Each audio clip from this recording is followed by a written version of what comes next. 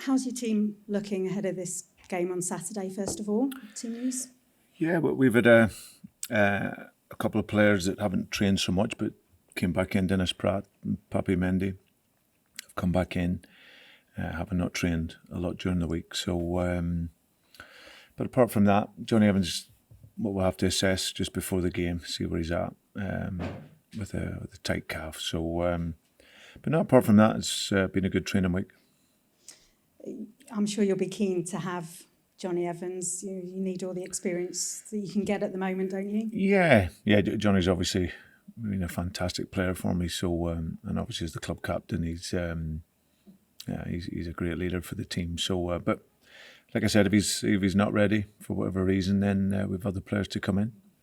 What's the morale been like this week? And I'm sure you would have felt or hoped that you would have turned a corner after that Forest result. So, given the result against Bournemouth, what's the morale been like? And for you personally, what's it done for your motivation this week?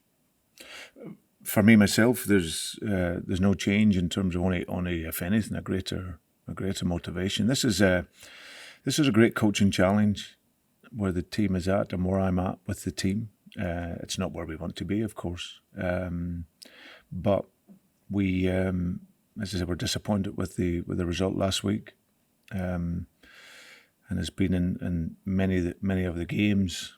You know, getting through to that first 60 minutes, we've been very good in the games and in front and in some of those. But just the details, concentration, and those basics of the game that has denied us getting the points, and that was the same last week. So, of course, naturally after the game, from being in a really good position to lose the game was bitterly disappointing. But as a leader and a manager, I give myself 24 hours, and then I have to move on and get the team ready. And over the course of the week, the players, again, the spirit's been really good.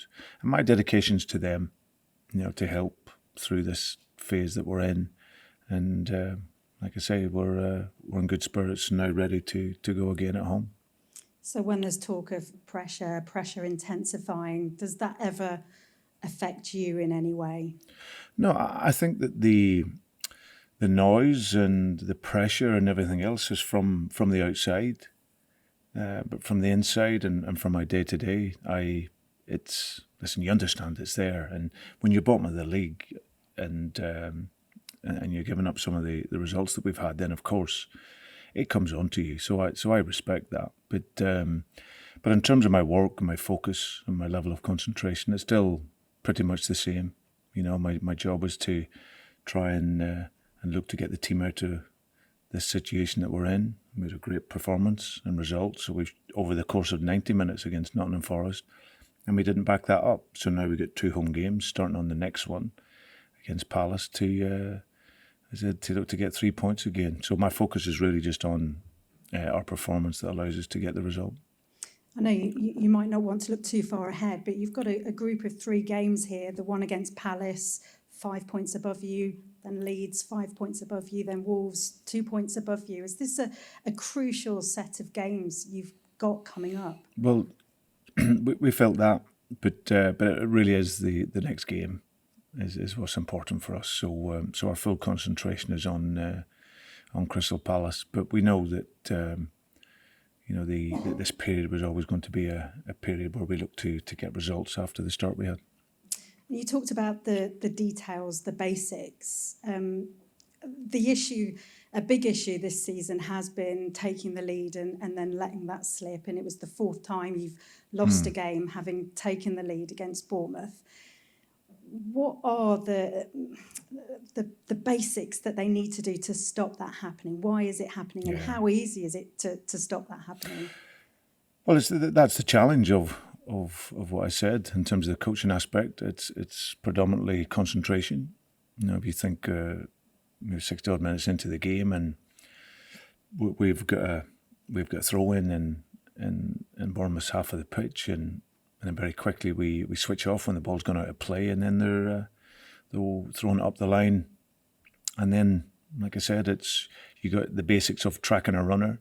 You know, there's nothing tactically in that. You've just got to match the run of an opponent, and and that's what we call the basics of the game. Doing those fundamental aspects of defending, tracking, and concentration, and especially when you're in front. So those are things that we continue to talk about, analyse, and work on.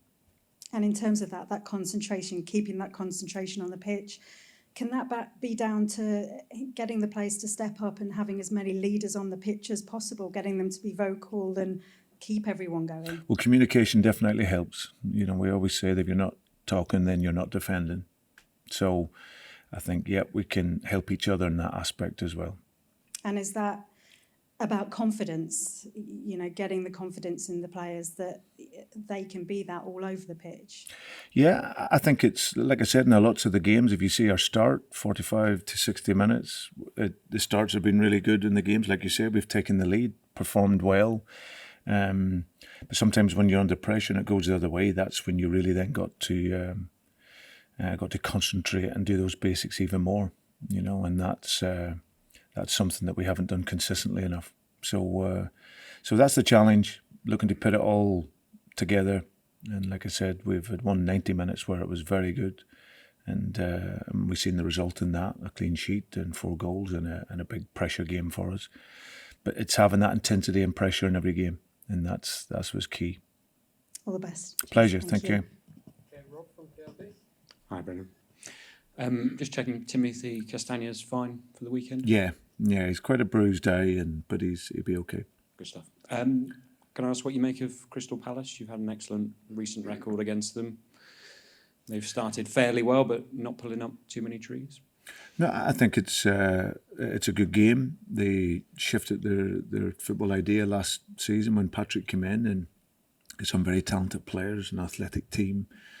I watched the recent game there against Leeds, where Leeds started very, very well, but they came back into the game and ended up coming through that. So now they will pose another test for us, similar to what we've had before. So we've got to be at a good level. But no, they try to build the game, from the goalkeeper, because 2 centre halves that are comfortable on the ball, can play. And young Eze, he's a fantastic player. You see him developing and growing at this level.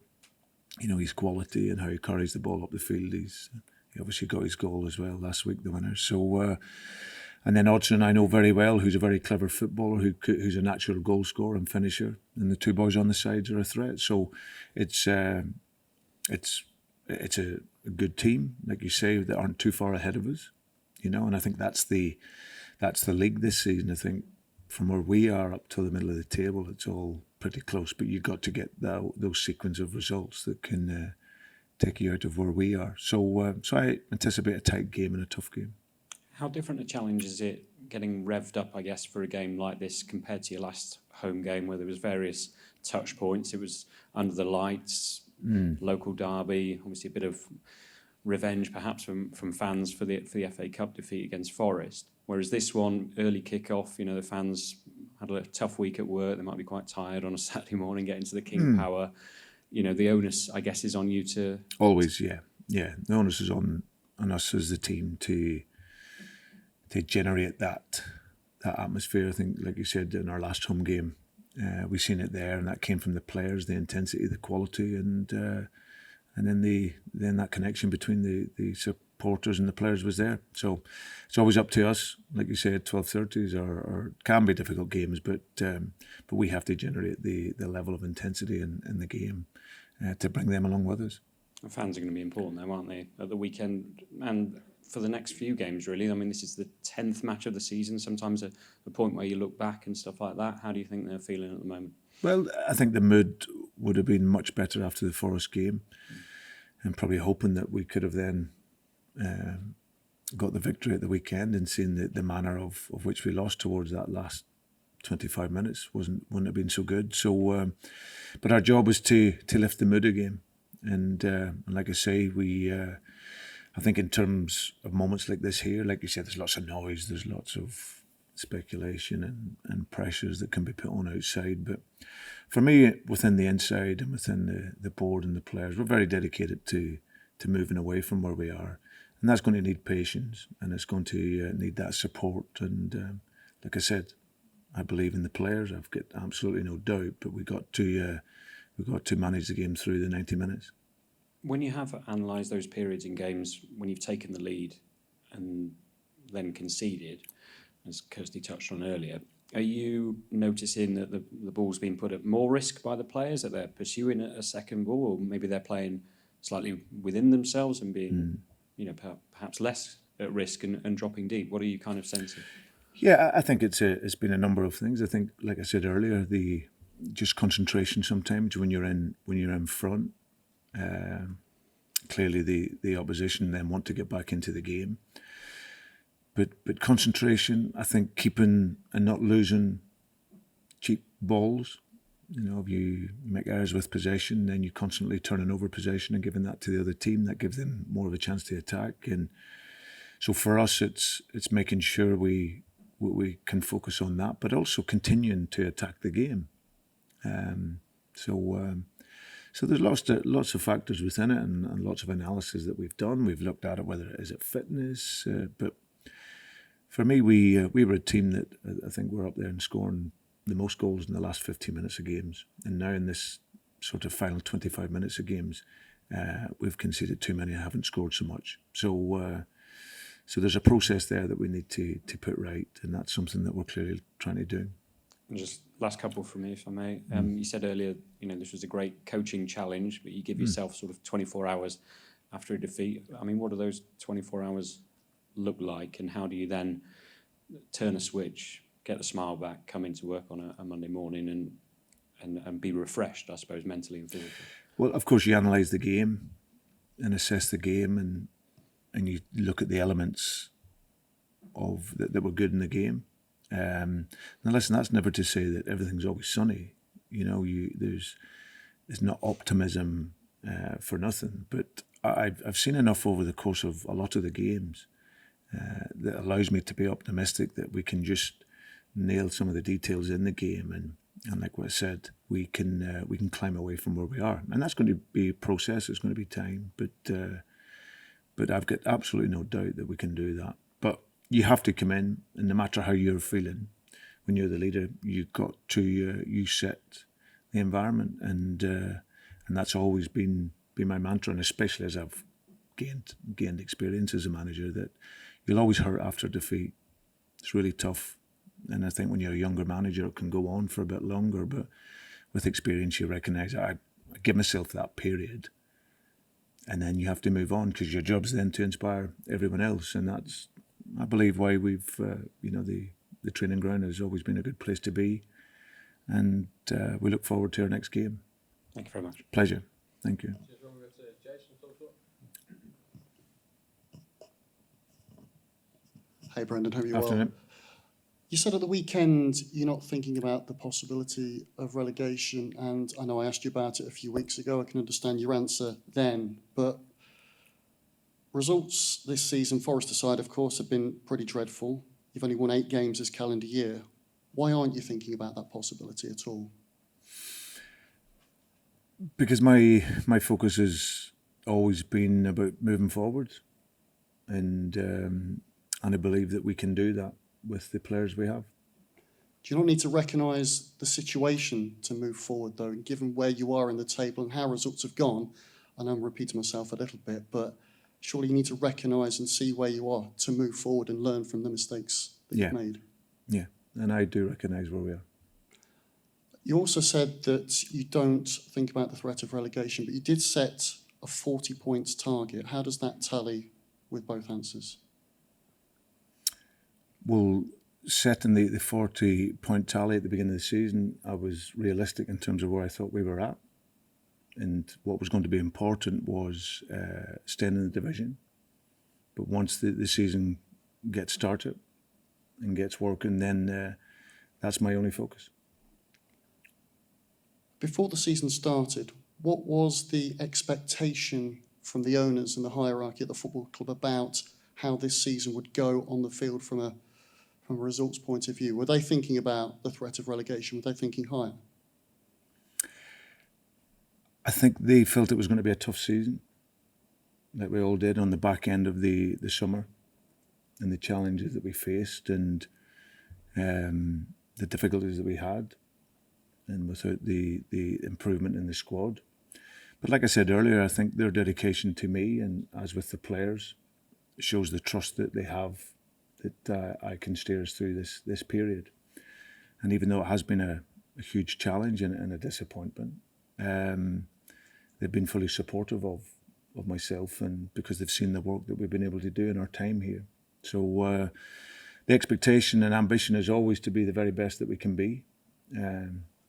But I'm sure even they recognise that this season was going to be a big challenge for us on the back end of the summer. You talked about Wout Faes being a leader when you signed him for the football club. I know you talked about there being quiet leaders on the field. Have you seen that from him so far? Do you see that extra bit of leadership, that talking on the field that's been needed? And do you think you have the players equipped for the battle that may come over the next few games and months? But I think the players have showed that in the past, that they have that ability to fight and to battle and get results. I think we've shown that numerous times. In terms of Wout, he's come in, he's settled in very, very well. Got real experience on his shoulders for a young guy.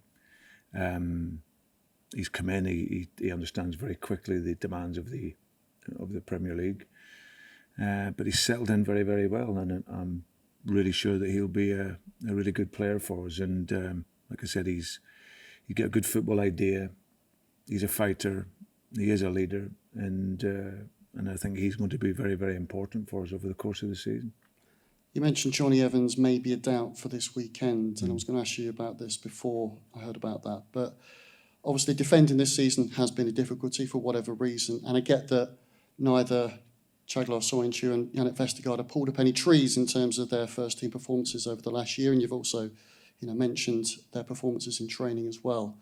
Would you consider them for this weekend at all, and would you consider them going forward? Because they've obviously not been involved in the squads over the last few weeks, even Soyuncu not even on the bench. Are they part of your plans going forward? Yeah, I think you need a 25-man squad. And these are guys that are training. I'm seeing them every day, and we'll always pick what we think is the best team to get the result. How have they performed in training recently, for example? Yeah. Worked well, worked hard, and done well. Thank you very much. Pleasure. Okay, Owen? Hi, Brendan. Hi, Owen. You mentioned some of the injuries, but obviously one player that is injured is Wilfred Ndidi. How far away do you anticipate him being from coming back into first-team action? It'd probably be a few weeks, I would say. When he came off, we looked at around about 3 weeks. So we think it'll be around about that period of time. Is that 3 weeks from last week, or is it 3 weeks from last week? Yeah. Okay, fine. You spoke very passionately last week about the man you brought in to replace him in midfield in Buba Soumare. I wonder, from the game last Saturday and in training this week, have you seen that kind of improvement in the attentiveness and the on the ball speed that you wanted to see from Buba? Yeah, I think with Buba, it's not with the ball. I think without the ball is the key messages that we give to him. He's with the ball. He allows you to come through the pitch quickly. He takes the ball under pressure. He can run out of pressure. It's recognising the other side of the game. Tracking runners and anticipating situations rather than reacting. So these are the messages and the analysis that we try to help his game with. The next two games are, of course, two home games, and I wonder how crucial you think that the playing at home might be, because there's been some real tough trips, a lot to London, in Arsenal, Chelsea, Spurs, to Brighton as well. How big are home games for you and this side, where you could, because of where you are in the table at the moment? Listen, no matter where you are, it's always very, very important, and but in particular in the position that we're in, that is going to be vital for us. But we've seen it in our last game. I think I was sat here and everyone was talking about what it might turn, being toxic. Well, I don't think of that. I think of producing a team that can play a level of football that will excite the supporters and give the supporters a good feeling. and that's what we're looking at doing in the game in the weekend. So we go into the game with a real motivation and that hopefully connection with the supporters where they can really get behind the team, and that'll make a huge difference for us. So of course I think wherever you are on the table, your home games are very, very important, and hopefully we can replicate the performance of the atmosphere from the Nottingham game, which is tough, I know, because it's a derby game, but we still need to and want to generate that level of performance that gives that hope to the supporters. Ev, I think a lot of people have looked at the games that you've had in October so far and the three that are coming up from sort of Forest to Wolves, and I think based on the games previous, where, as I say, you've played a lot of I think 4 out of the traditional top 6 as well. Did you look at those games and look at targeting a number of points at all, or did you see it in that way? And if so, what kind of number were you looking at from those games? I don't. As a manager, you look at the next game, and that's experience tells you that. Games, will come, and you can look at the fixtures, and of course they're difficult. But as a manager, you look at the next game, and that's my only focus. How easy is it to do that as the manager? Really? Yeah, it's really, really easy. Really easy. So it's, of course, you always have to plan forward and you have to plan ahead, but it's a laser focus on your next game, because now you don't know what game Crystal Palace or Leeds are going to bring, and we don't know what Saturday will look like, but we can only concentrate on what we do, and then see where we are after that. Similarly to you, Crystal Palace have operated out of a 4-3-3 quite a bit this season. I wonder what you make of the battle in midfield between the how they might match up, the 3 in there, the kind of difference of players, because there seems to be a lot of young attacking players in both of these midfields. Yeah. Listen, the midfield area is the jungle of the game. That's where the battle takes place, and that's where you have to win it. And whether you're a team that's dominating the game, defending the game, that's an absolutely vital area for you. So if you can control that zone and the field, then it gives you a great chance to win a football game. And the last time we played them at home, we were very, very good. And that aspect of football was really good. Our intensity was really good, and we scored 2 very good goals in the first half. So, and then in the moments we had to defend, we were able to do that. So it'll be a tight game. 2 teams that will want to play football, similar structures in the game. And then you bring that desire and mentality to the game and intensity, and you hope that will be enough to get you your points. Brendan, thank you very much. Best of luck on Saturday. Thank you. Thank you. Thanks.